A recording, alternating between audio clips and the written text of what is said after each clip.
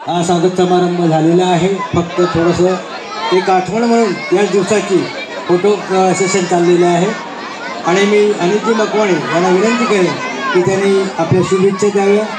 त्याचसोबत सुभाष गाडगेजी पण आहेत, त्यांनी एक सर्वांना जय भीम। मी जास्त बोलणार नाही, मला माहिती आहे तुमचा एक सांस्कृतिक कार्यक्रम चालू आहे। मी डॉक्टर बाबासाहेब आंबेडकर यांना नमन करतो, वंदन करतो। एवढे महामानव आपला भारतात त्यांचा जन्म झाला याचा सर्वांना अभिमान आहे।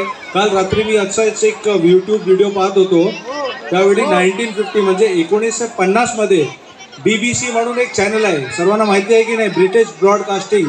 तेव्हा BBCनी डॉक्टर बाबासाहेब आंबेडकर साहेबांची तेव्हा म्हणजे 1950 मध्ये मुलाखत घेतली होती।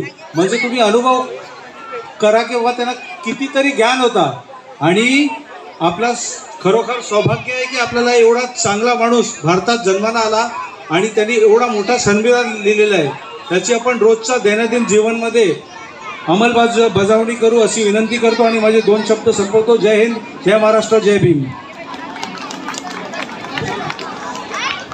या ठिकाणी मकवाणेजीने आभार मानलेले। 2 मिनटं।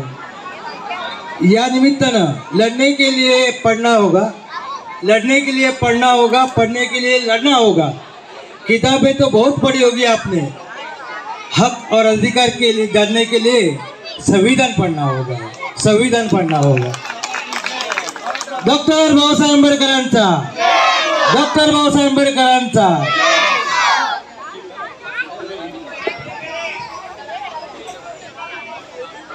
बाबासाहेब आंबेडकरांच्या 134व्या जयंतीनिमित्त आपल्या सर्व तमाम बांधवांना मी हार्दिक शुभेच्छा देतो।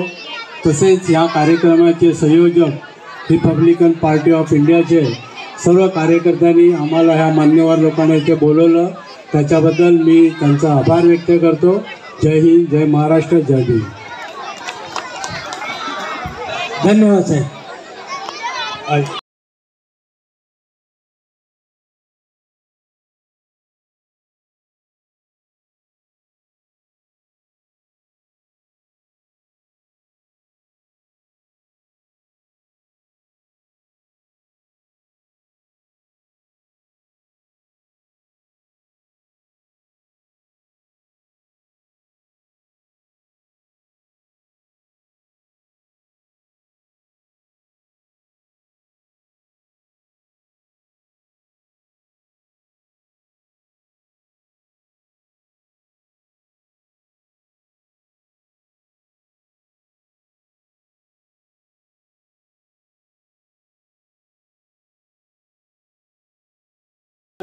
दोन्ही तसेच अध्यक्ष महेंद्र कांबळे हे दोघेही त्यांना पुष्पगुच्छाने शाल देऊन स्वागत करतील।